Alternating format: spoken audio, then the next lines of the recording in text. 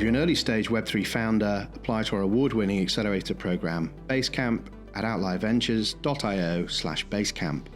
We write your first $50,000 check and give you access to 200 mentors, including many of the leading Web3 founders, and a network of 1,000 of the world's leading investors and exchanges. We've helped over 30 startups from 15 countries from all around the world raise $130 million in growth funding and can help you fast-track product market fit and, where relevant, the launch of your token economy. So today I'm really happy to welcome Jordan Lyall, product lead of DeFi at Consensus. And, well, we're going to get into this. Protagonist, founder, co-founder, creator of Don't Buy Meme or Meme Token. Welcome to the show, Jordan. Hey, Jamie, great to be here. Thanks a lot. So I'm really excited to have you on the show for several reasons. Maybe for the audience to explain meme. It's described as allowing you to farm limited edition NFTs. As I said, it's going to be interesting to unpack, your role in all of this. I would call you a founder, maybe a co-founder. But again, what is the role of an individual initiator in something as complex as social as meme? I'm looking forward to discuss. But you've always been very upfront in kind of all the marketing, non-marketing out there, don't buy meme, that this is high risk edge case experiment, described as an experimental protocol mashing up some of the most exciting innovations, both in DeFi and crypto collectibles. You yourself are a serial technology entrepreneur, product manager, product designer, crypto investor and builder, and you describe yourself as being passionate about bringing design and usability to crypto, and what I'm increasingly calling this consumification of crypto, taking it to the masses, making Web3 crossover. And so I think the more we context your background and unpack that, I think it's really obvious that you are the kind of person that can make this happen, at least contribute to the cause. So reasons on the show. Meme token is the new hot thing, even in a world of kind of hyper hot new things. This is, of course, October 2020 for people that might be listening to it at a different time. DeFi moves quickly, and could be said to be a continuation or evolution of what's been going on with DeFi food protocols. But more importantly, I think an example of this new trend of how DeFi and NFTs, non-fungible tokens, and decentralized finance are beginning to combine, merge. I always see NFTs as a subset of DeFi, and we're starting to see, not just in meme, but in things like Aave Gotcha, these two things being combined. I think it also offers a glimpse as NFT as loyalty, as a loyalty mechanism, both in the context of DeFi and more generally, and that's kind of a thesis that I'm noodling on at the moment. So I'm really looking forward to riffing with you on that. And the project's doing really well. I mean, how old is it at this stage? It's kind of kicked off, August 14th. So, and really, we hit mainnet 10 days later. So depending on when you want to start the timer, it's been about 6 weeks. That's insane. And so price is like $302. Market cap's just over 6 million. It's probably gone up since I last looked. But what's really interesting about this journey, this founder experience, is that you're still working out a consensus. So this was really like a side thing, stemming from a tweet that you put out there that kind of manifest this crazy experiment. And so it's going to be interesting to understand this in the context of the work that you do at Consensus. And it's a separate thing, but of course, I guess related. So as I said, you're a serial founder. You've even had an acquisition in there, and you've got a very strong kind of digital advertising agency background, which again, I think probably lends itself to why you understand the power of memetics and social media and virality. to quickly summarize your background, to contextualize you. So you did business management back in, graduated in 2005 at California State University, Fullerton. From 2004, 2011, had various roles in online media, advertising, digital advertising. I believe your first startup that you co-founded was in 2011, right? 4-Bit Digital. Yeah, correct. We were really just like an agency, web development agency with several larger media companies. Right. And then you did a spin out called Hello Santa. I don't know if that's the same team from 4-Bit Digital working on it, where you were head of product and co-founder.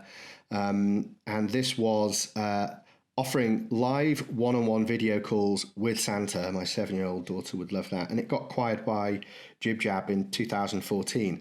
And it's funny, when I was looking at this, like I've definitely had some engagement with JibJab at some point. It set off a load of alarm bells, and I'm still struggling to recall them. But could you tell us a little bit more about JibJab? It's like a digital subscription product, right?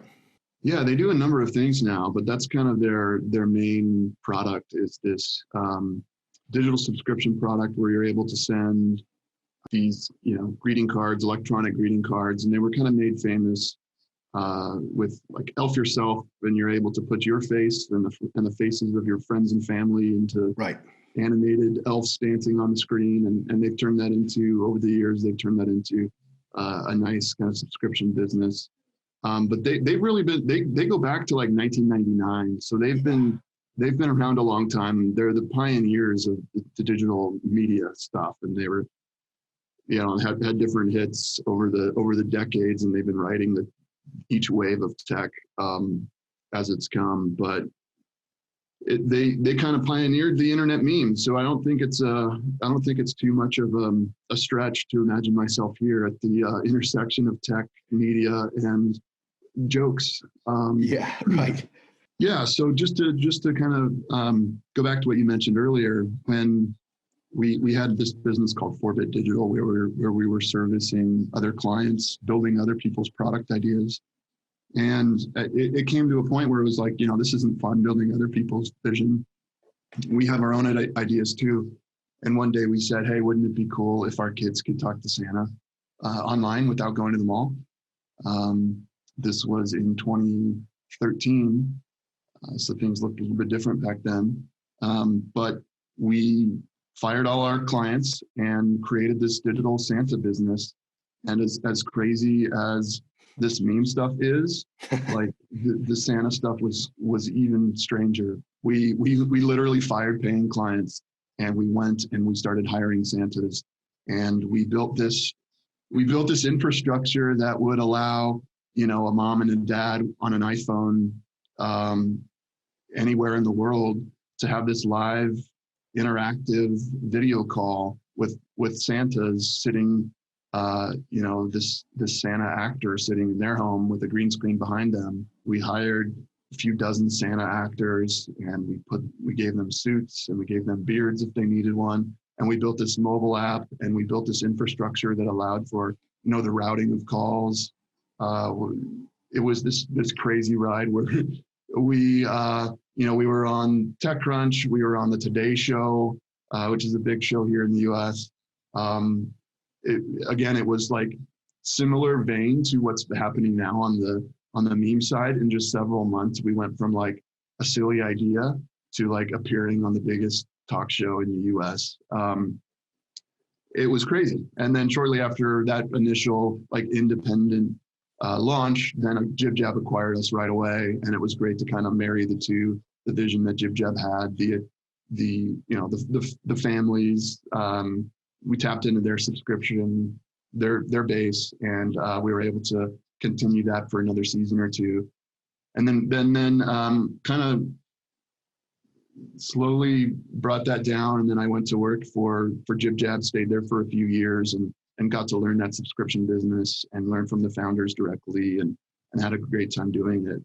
And that was quite a ride. And now we're starting to see, especially with COVID, the desire for families to like still have the Santa experience, but stay at home.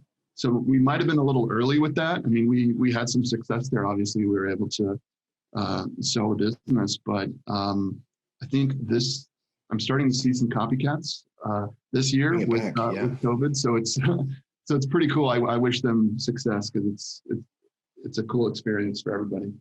Bring back Hello Santa. So you were doing you were product lead at JibJab's digital subscription product for about 4 years, for what I could see, and then you made the leap into crypto. And I don't know how to pronounce this. Is it Total?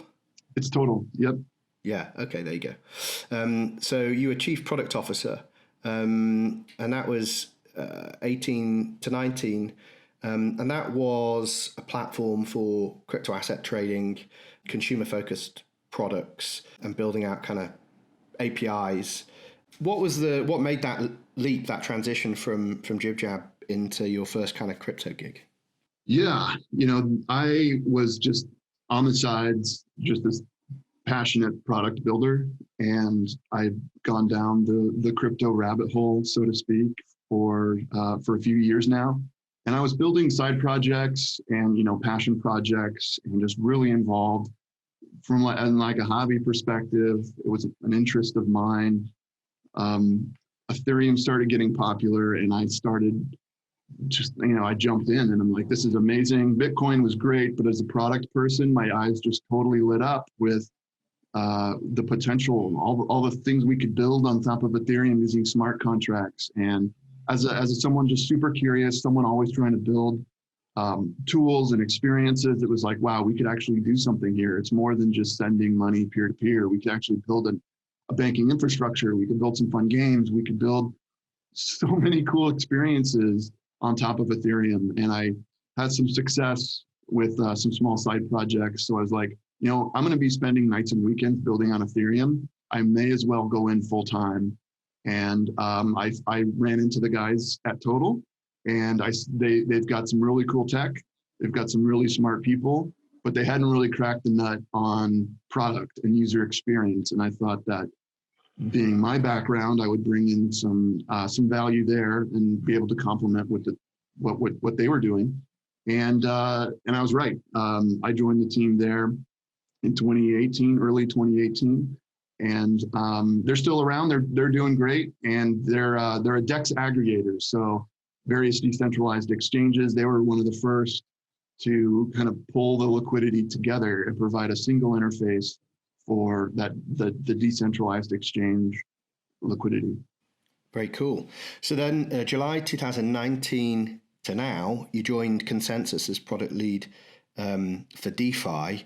What a hire by Joe. Was he involved in that process? I mean, that's got to be the hire of 2020 or the hire of 2019. Oh, you're too kind. No, Joe wasn't involved in the hiring process, but I think that made a lot of sense for me too, is to like, hey, DeFi's this hot new thing. Why wouldn't you want to be a Consensus, which has their hands in everything and just has the resources to kind of experiment? So that made sense for me to make that leap.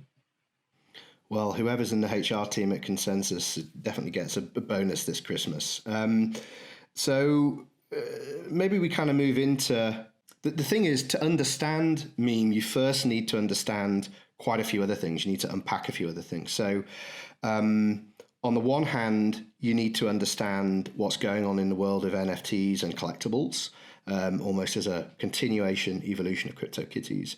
And on the other hand, you kind of need to orientate yourself with the whole DeFi 1.0 or kind of, food protocol craze relatively recently. I don't know if it was short-lived or, it's kind of just going through an evolution, but could you just contextualize those two things as you see it, and what was interesting to you and presumably Consensus about those two trends?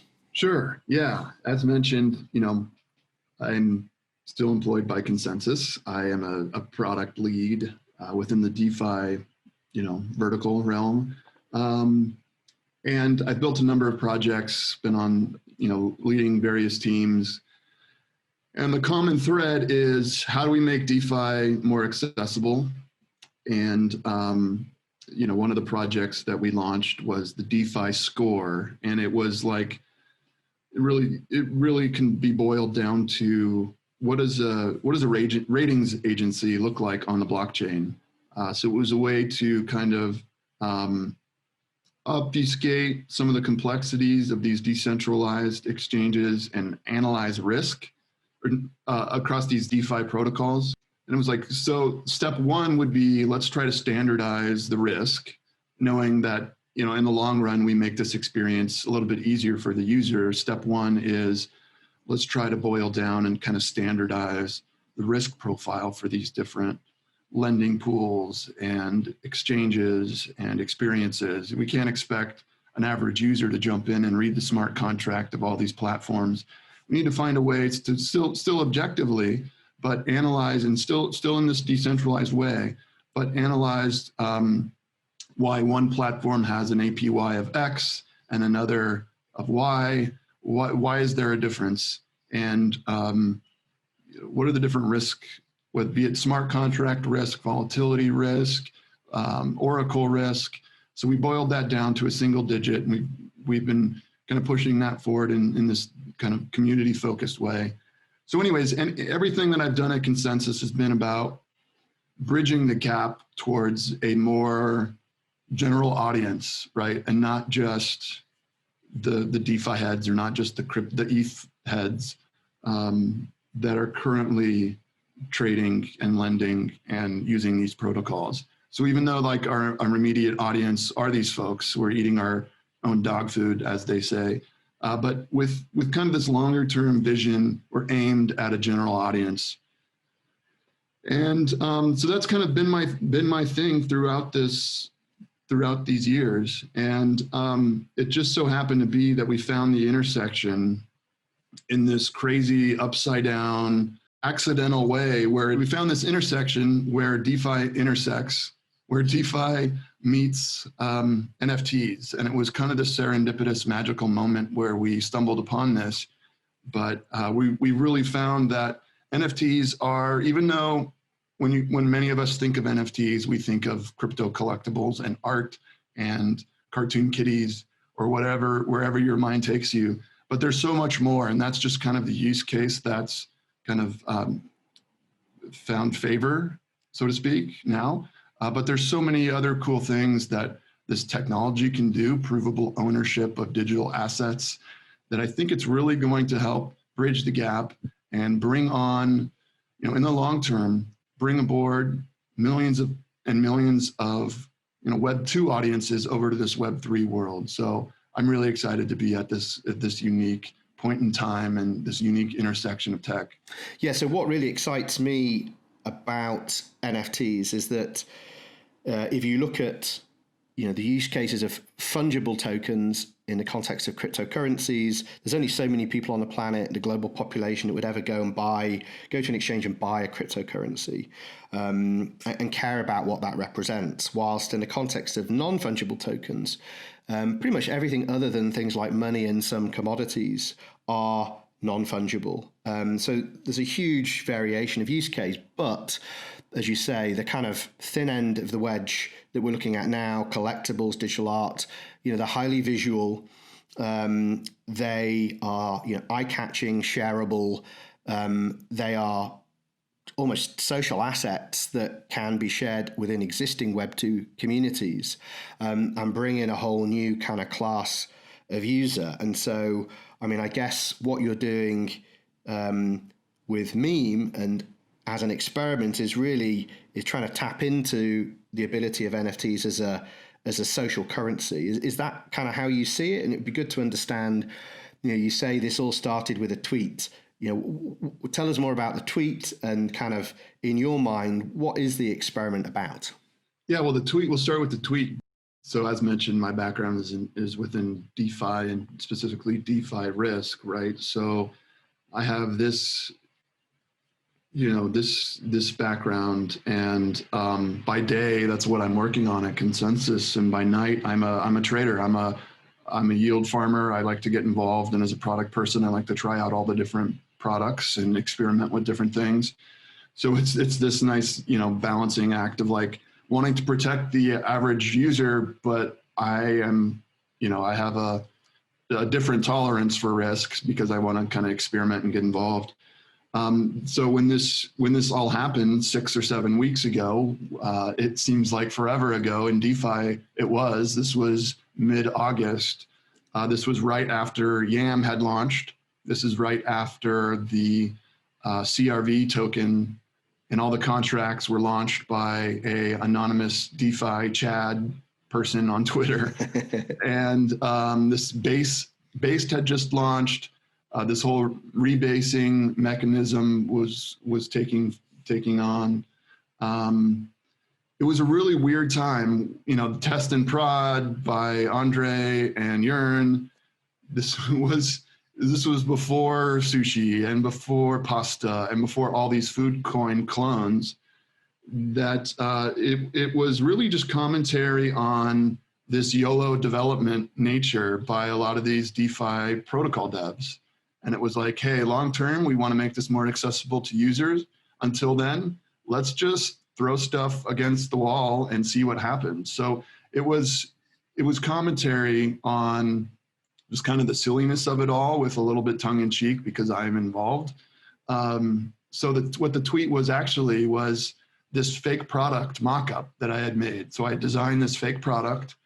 I said, wouldn't it be funny if there was essentially like a WordPress for DeFi protocols, where you could spin up a DeFi platform in as little as 5 minutes. And that was the joke. So it was this interface where you click a couple buttons, you say, okay, I want the compound governance contract, and I want the Ampleforth rebasing contract, I want the synthetics staking contract, and you pick your food emoji and you launch it to mainnet and you deploy on the spot, and you pre-mine and then you deploy.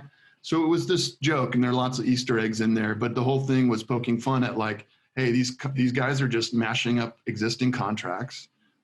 And the joke is that these are battle tested because they've been used on other platforms. And even though that we're mashing them up, you don't need to worry about risk. And once launched, millions and millions, tens of millions of dollars go into these pools, hundreds of millions of dollars enter some of these pools without an audit. And it was commentary on that like, this is pretty crazy. This is all one big experiment, but we're all pretending that this is just magical internet money going into these contracts before we've even looked at what these contracts do. So that was the tweet, and I thought it would take off, and it just so happened to be that in this little design, in this mock-up, I had chosen the pineapple emoji as the example in the dropdown of this fake product. I just happened to choose the pineapple, and I thought some people would retweet it. I thought certain people would get a laugh. It ended up being 250,000 impressions later, and this thing went viral. Ethereum people loved it because it kind of poked fun at ourselves. Bitcoin people liked it because they thought I was making fun of Ethereum. And so maxis on both sides just had a blast. It really took off, and I'm sitting there. It's the middle of the night, my time on a Friday night, and this is just gaining traction. I said I should utilize some of this momentum. So I created a Telegram group with the intention of let's have a laugh. Let's get some people in this Telegram group that get this joke. Some of the people in the DeFi space, some friends of mine. Maybe we can talk about what this looks like, and maybe we can go build out the product that I had jokingly designed. But things kind of took life of its own, and the community had different ideas. But I created this Telegram group. A bunch of people jumped in, brainstorming different ideas. Someone said, hey, let's create a token for this community that's being built. Token was created and airdropped to early members of the community. And it was kind of branded, hey, this is all a joke. This is all a meme. Let's call it the meme token. And it was airdropped to a few dozen people. And at the time, there was nothing there. That was really just a joke coin. And the thought was, hey, we could be like Doge. We could be Dogecoin for DeFi, or we could be, the 2020 version of this meme coin. And that was it. And a lot of people started asking, hey, what is this thing? What's going on? And I'm just trying to tell people, like, this is a joke. This was satire. Don't lose your shirt here. There's nothing here. Don't buy meme. And that's where it stuck. It became a hashtag. It became a meme in itself, a meta meme. And that's don'tbuymeme.com. I went and bought that domain. It was really just, don't buy this thing because there's nothing here. It's just a joke. However, as kind of the night progressed, so we're still, hours removed from that original tweet, it became something that, like, hey, if my name's attached to this thing, I don't want it to go down like pump and dump territory. I don't want this to be a scam, which it could very well turn into at that point, right? I instead hijacked, right? Yeah, and some of these whales and some of these pump and dump groups got involved, and I'm trying to steer it away from that. My name is attached because of how it originated. A lot of other people are anonymous. They're in there just to like flip and make some money. I did not want that to happen. So I said, hey, if this is the DeFi version of Doge, if this is a DeFi meme token, then it should be composable, right? It should be a Lego brick. The kind of the meme of DeFi is that these are money Legos because each of these protocols are composable, right? Everyone's building on each other. These are open source projects, and we're kind of forking each other's code and improving the system and kind of growing together as an ecosystem. So this should be composable. It should be a platform that other projects could tap into, and we can borrow other projects' code. So it was like, hey, let's go build something. I am, as we've discussed, I'm a product guy. I'm currently full-time building products in DeFi. So there was a small group of us that kind of floated to the surface here amongst the degens and traders, and I don't mean that in a derogatory term. They will tell you that. There are actually a few of us here that are builders, that are smart contract developers, that have experience running teams, that have experience running, moderating a Telegram group, et cetera. So several of us kind of took it upon ourselves to actually turn this into a real project. So it was really just a day later where we started building. And 10 days after that original tweet, we had live on mainnet this new protocol that allows a user to kind of mine for NFTs, or it's really something we pioneered, this NFT farming process. So it started out in this joke. It turned into this crazy community that was really close to riding off the rails. And then in just a week and a half later, this team pioneered like this new mechanism that combines DeFi and NFTs. So it's really this crazy story. Even though I just described it, it's hard to believe, but it's been a blast, and we've just been building ever since. Yeah, I mean, it's just representative of so many things. It's a great case study for people to learn about, DeFi and NFTs, and all the good stuff and all the bad stuff, all the challenges, as you say, the direction that these things can turn. How do you interact with the anonymous or pseudonymous participants in the system? As the game kind of plays out. But I think it also really speaks to just how low the barrier to innovation is, and how you can kind of borrow from all these composable elements and create something new in an evening, right, or in a week. I mean, it's an insane rate of innovation that this permissionless environment gives, and I think, in a way, it's so 2020 as well, because the fact that we're all locked up in this kind of unbroken connection with our devices or of virtual communities. Would this pace of innovation happen if we weren't all kind of going through this weird COVID time?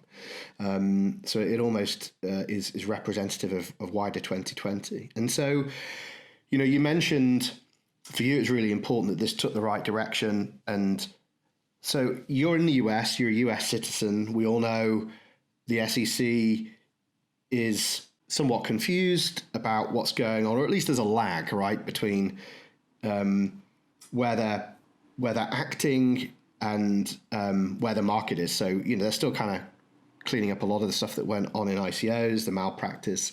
DeFi is going on, and it's probably going to be, at least 2 years, potentially more, before they even catch up with what's going on in this space.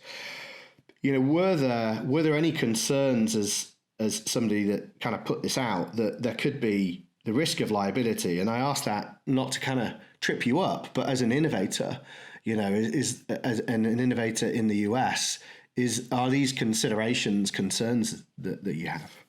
Yes and no. I would say that, well, first off, like, our compliance is rock solid. We tell people not to buy. Right. I'm kidding. There is some concern there. Obviously, we want to be careful there, but this is more than, like, the way it exists right now. It's this decentralized organization. There are token holders, but there's no entity. There's just a couple of builders.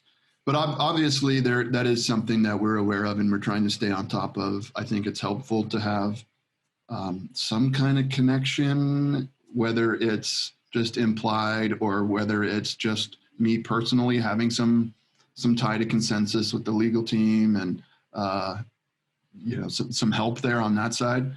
As we think about next step and ways to scale this thing, do we create a company on top, or how do we take this to the next level?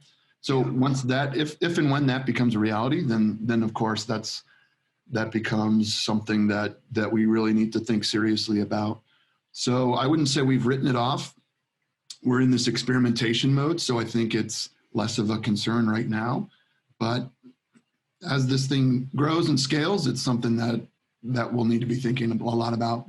And I guess, you have comfort in knowing that you're a good actor, and you're doing everything you can to make sure that this is a positive experiment. I guess, like, because it happened so quickly, I mean, if I were in your shoes and all of a sudden this just explodes like it did, as you say, in an evening, right? I mean, the amount of times I put out a tweet drunk and deleted it just because it's like, oh God. And, that has nowhere near the kind of scale and consequence of something like this. Do you think retrospectively you would have chosen anonymity if you knew that it would become what it is? Because I know that is now a consideration for a lot of innovators, especially in the US in DeFi, if they pre-plan it, that they're kind of starting out from a pseudo-anonymous perspective. Yeah, that's a really good question. I mean, just in general, what would we do differently if we could start over? I think there's something to be said, and we maybe would have thought about, maybe creating an allocation of the token to allow for a development fund, because right now everything's been distributed, so it's hard to pay developers. Right. Would I have been anonymous? How would we have seen the level of its success? I think a lot of people would have jumped in. Look, there was something about something magical about the community and the brand that would have seen some success in the early days. We're seeing that with these copycats. I won't name them, but there are several and a lot of them are doing some interesting things. But with an anonymous founder, it's still, at least from my perspective, on the user's front, it's hard to invest time as a community member. It's hard to invest, social capital. It's hard to stick with a project long term if there's an anonymous founder, because there's no skin in the game. I think there's something about anonymous founders, and I'd like to see that explored a little bit, because you're able to do things that you wouldn't otherwise do. You're able to take experiments and take different risks. But what made ours unique is that I was attached to it. I don't mean to put everything on me, because the community did. So the community was able to take this to another level and do things that I wouldn't have been able to do. But I think it gave a lot of people, I guess, a little bit more confidence in the project, that there was a person attached to it, and that this person had experience building DeFi products, and that in one way or another consensus was somehow attached to it, even though I tried to separate that early on. So I think, especially once we started building a project, we started building the protocol, the price started climbing, I think that kind of led to additional hype, is that, hey, this is not just another nameless clone. This is a real project. So I think there was something there. So where does it go next then? So, I guess this could go in several different directions. What's on the table? What are you thinking about? Yeah, we didn't get too much into the actual product of staking assets for minting limited NFTs, but I think there's a lot there that's yet to be explored, and we'll continue to kind of tap into that. What I found is that we're bringing NFTs and the usefulness and the collectability and this tech that's provable ownership of digital assets. We're bringing that into the DeFi world, and that's yet to be really fleshed out. And a few other copycat projects and additional spin-off projects and a number of groups are innovating in this space. But it's really exciting to kind of cross the streams here of NFT and DeFi. So continued exploration there. We're experimenting with exclusive artist drops. In my mind, it's like a Supreme sort of hype beast model where there's scarcity and consistency of these artist drops, almost like sneaker drops. I think is a really cool model to explore, and we're continuing to go down that route. We're working with our artist Sven and trying to explore different auction models. With the success of this artist drop, we're receiving a lot of inbound requests from some of the top artists in the digital art space in the NFT world. So it's like experimenting with them. They're actually seeing that this is a model where they may see additional monetization, where the kind of revenue per item or revenue per user, however you want to call it, is actually higher on our platform versus others, because they're able to really engage the community. Instead of just selling an NFT to a whale, they could come to our platform and really get dozens and hundreds of people involved, and everyone's staking for their asset, and everyone feels like they're part of this thing. So they're able to see quite a bit more revenue on our platform versus others. So we've built this artist platform. It's continuing to build out this platform and this like little mini economy where artists can engage with their communities. Communities feel like this sense of engagement. And so it's building out that platform. It's working. A number of other brands have reached out saying, hey, can we work together? So it's continuing to build on the platform internally, but then potentially some spin-off projects with big brands. I really do see that this is, as mentioned, like this is the bridge towards the average user getting into Web3. So that's the long-term vision, and there are several kind of milestones in between that, and a lot of fun things in store with what's to come. Jordan, it's been fascinating talking to you. I think what an amazing experiment. Thank you for your candidness as well in talking us through it, and I'm really excited to see what happens next. So thanks again for coming on. Yeah, thanks a lot. My pleasure. That was great. If you enjoyed today's podcast, please make sure you subscribe, rate, and share your feedback to help us reach as many people as possible with the important mission of Web3.